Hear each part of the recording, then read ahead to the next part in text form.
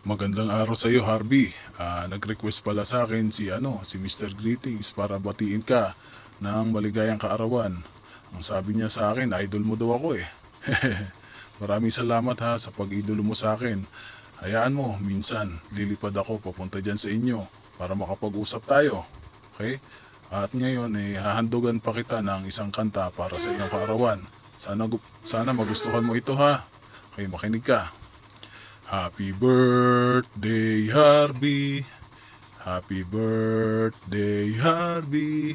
Happy birthday, happy birthday, happy birthday, Harvey.